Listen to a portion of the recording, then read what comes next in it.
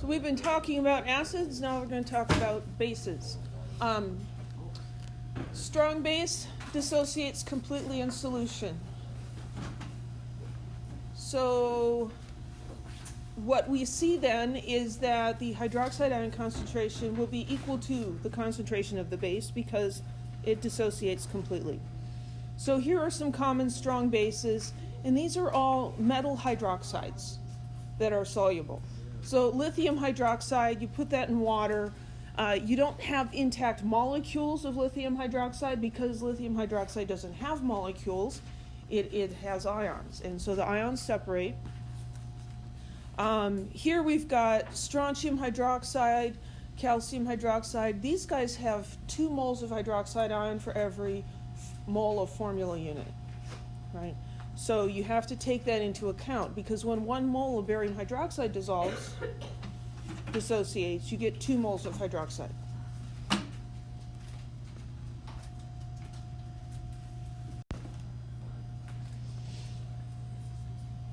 So the group 1A metal hydroxides are highly soluble, and so we can form concentrated solutions of those. If you remember solubility rules, the group 1A metals, lithium, sodium, potassium, those, all of their compounds are soluble, and so their hydroxides are soluble as well. The group 2A metal hydroxides are not as soluble. So things like magnesium hydroxide, calcium hydroxide. They do dissolve somewhat, but you can't make a very concentrated solution of them like you can with sodium hydroxide. They're only slightly soluble. But they do produce 2 moles of hydroxide per mole of base. So we don't have a word to describe a base that has 2 hydroxides. We've got a word for the acids, diprotic acids. These are the equivalent of a diprotic acid. But because these are ionic compounds, they dissociate completely. There's not a stepwise dissociation. It just all happens at once. And then there are weak bases, which are similar to the weak acids. They only dissociate partially. So these are not going to be metal hydroxides. The metal hydroxides, some of them are not very soluble, but they do dissociate completely. The weak bases are going to be other things. Most common is ammonia. Ammonia acts as a base by accepting a hydrogen ion or a proton from a water molecule, and that produces hydroxide ion. This is in equilibrium, and there's a significant amount of ammonia as an intact molecule present. So this is a weak base. Here we have a generic equation where B stands in for weak base. Weak base reacts with water, forms hydroxide by accepting a hydrogen ion, turning the water into hydroxide. So weak bases generally do not have OH in their formula at all. So, of course, there's an equilibrium. We've got an equilibrium constant there. It's called the base ionization constant instead of the acid ionization constant, and we abbreviate that as Kb, and it helps us to understand the strength of the weak base. So here's our generic equation. Kb is going to equal the concentration of the products divided by the concentration of the reactants. This is an aqueous solution, and water is the solvent, and so water gets left out. If we have a small ionization constant here, that means that the reaction does not go very far towards the products, and that means that it's a weaker base. What's that say down there? It's a weaker acid. A smaller Kb means a weaker base. And of course we can do the same thing with Kb as we did with Ka and with hydrogen ion concentration. pKb is the negative log of Kb. Any questions yet? Here's some common weak bases. These are things that for the most part are probably not very familiar to you. Here's our friend ammonia. It's Kb, base ionization constant, 1.76 times 10 to the minus 5. So that's fairly small. And then we've got things like methylamine, ethylamine. Here's carbonate ion. So carbonate ion is the conjugate base of a weak acid. And bicarbonate is also in here. Pyridine, aniline. So other than the carbonate ones, all of the other weak bases in this table contain nitrogen.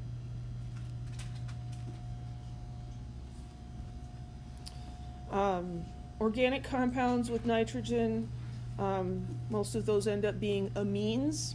Amine is like the word ammonia. So here we have ammonia, and ammonia will, the nitrogen has this lone pair, just like the oxygen has a lone pair on the water. Water can accept a proton, and this nitrogen can accept a proton. And that's why the nitrogen can act as a base. It can accept the hydrogen ion, the proton, from the water molecule. Amines, you can think of them as being substituted ammonia. So here's the nitrogen, a hydrogen here, a hydrogen here. Over here, instead of another hydrogen, we've got an alkyl group, carbons and hydrogens. And so this is just a substituted ammonia molecule. And it acts as a base in the same way that ammonia does. Any questions?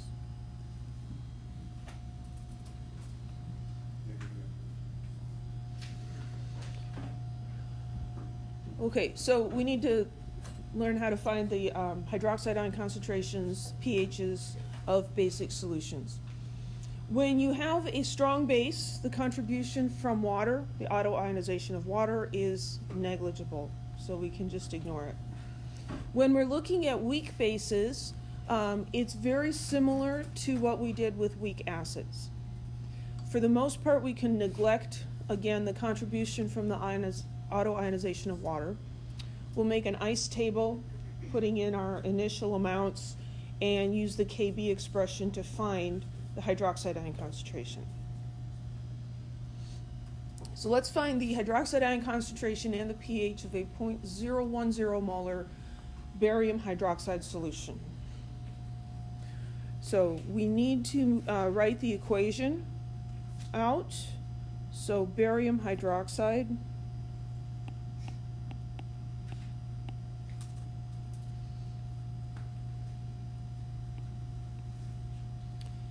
and that's going to ionize or dissociate and form barium ions and hydroxide ions. How many moles of hydroxide ions? 2. So is this a strong base or a weak base? A strong base. We get this big clue up here that the name of the problem says strong base. But, you know, if you didn't have that, it's a metal hydroxide. Metal hydroxides are all strong bases. So we can still make an ice table for this. But you'll notice you were not given a Kb for this. It's because we don't end up needing it. But initial concentration, so when it says 0.010 molar barium hydroxide, that means, you know, if you're making this from a solid, you'd measure out the correct number of moles of barium hydroxide. You put that in water. This 0.010 molar says nothing about what happens to it after you made the solution. It just says this is what we put in. So we put in 0.010 molar barium hydroxide. And initially, we're going to say there's 0 barium ions and essentially 0 hydroxide ions. Actually, there's 10 to the minus 7, but that's so small it's not going to matter. And then we can look at the change. So I'll say, well, the barium hydroxide is going to change by minus x. What does the barium change by? Plus x. And how about the hydroxide? Plus 2x.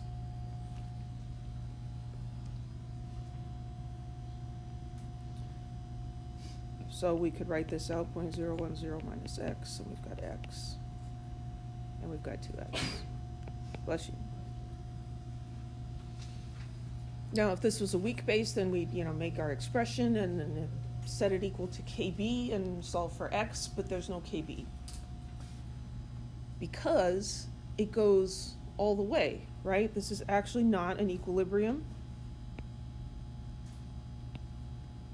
It just goes in the forward direction. So what that means is, at equilibrium, we've got none of the barium hydroxide present. So x is equal to the 0.010. It all goes away. So I'm going to get 0.010 molar of the barium ion and 2 times 0.010 molar of the hydroxide ion. Anybody with me? It's a Tuesday morning. Seems like a Monday morning. So the hydroxide ion concentration is going to be 0.020 molar. Did we have to write out the whole thing there? No, we didn't. But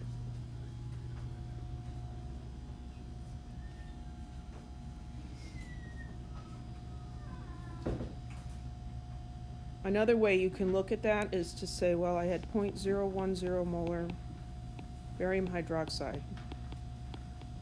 Strong base. I'm going to get 2 moles of hydroxide for every 1 mole of barium hydroxide. And that's going to give me 0.02 molar hydroxide ion.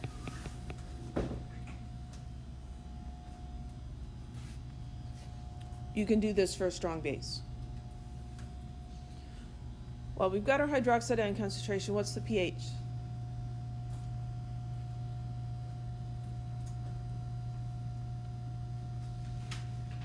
Well, we got the circle of pH, and we've got hydroxide ion concentration. We want pH. Those are on opposite sides. So we have to do 2 calculations, and which way you go depends on what you feel is easier.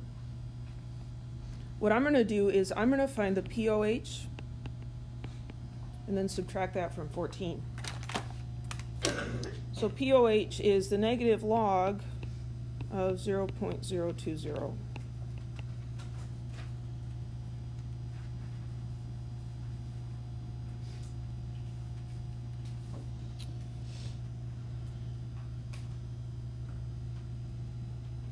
Which is 1.6989.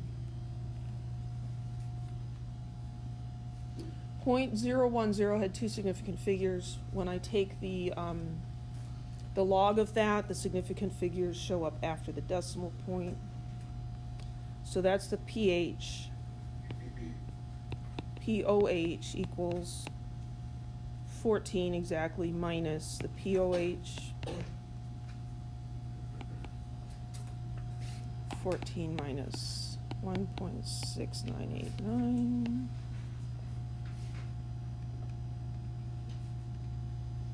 12.301.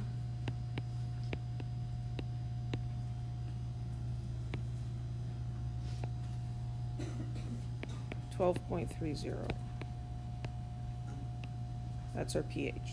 Yes? Should it say pH with 14 minus pH? Yes. Yes, it should. Thank you. Yeah, because that didn't make any sense. The pH is 14 minus the POH. Any questions? Is that a reasonable pH for a solution of a strong base? Yeah.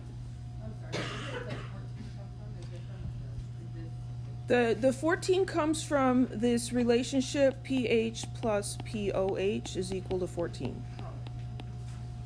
And that 14 is the same 14 that's in the KW, 1 times 10 to the minus 14. That's where it comes from. Anybody else? Questions? You could also take this concentration and use KW. Oh, my pointer's not working. The .02, and you could use the 1 times 10 to the minus 14 and calculate the hydrogen ion concentration, and then take the negative log of that. I think this way's easier, but that's just me.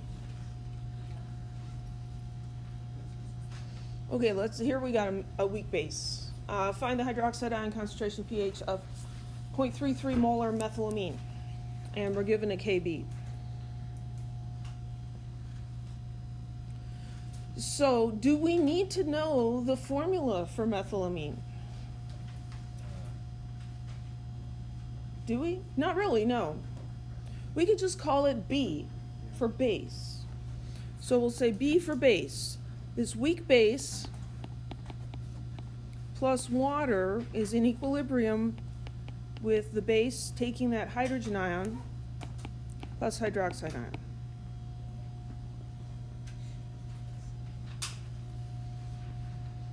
And we can use this to make our ice table. So initially, I've got 0.33 molar of this methylamine that I'm calling B. So 0.33. Do we need to worry about the water concentration? No.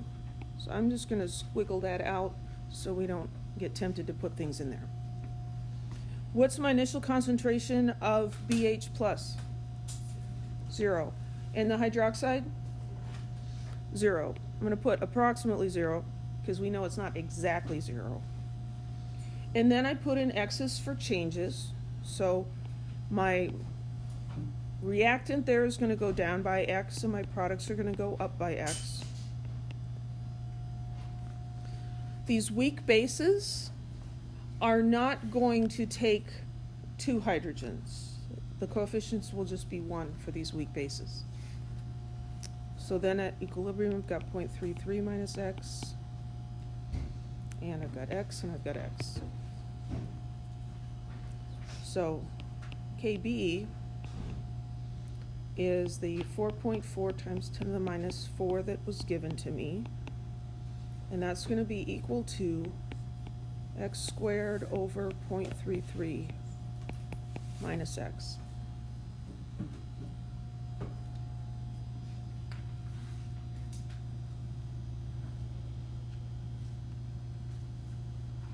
My son was, well, all my kids were home this weekend, and the one that's in college was home, and he's taking this class at GCU, and so studying exactly the same thing, so that was kind of fun. We were talking about this. So, you can do the X's small approximation, but why? Just use your solver. So when I put this in the solver, I'm getting X is equal to 0.01183. Anybody else get that?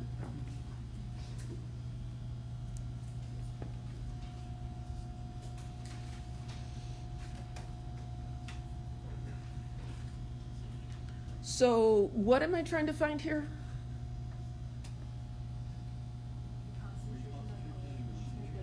Yeah, I'm trying to find the hydroxide ion concentration.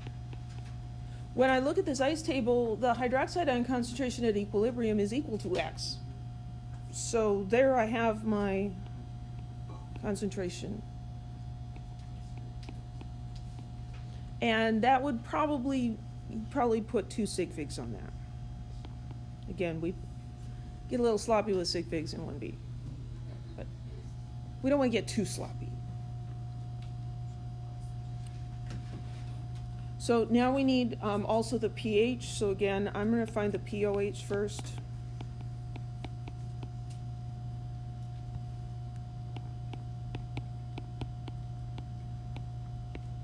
And I think it's really helpful to keep those extra digits there until you finish the calculation, because otherwise you can get some significant rounding errors.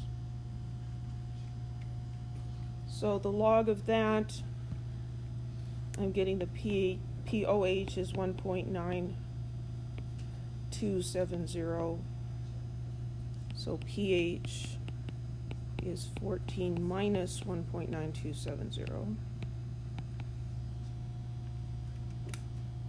12.07.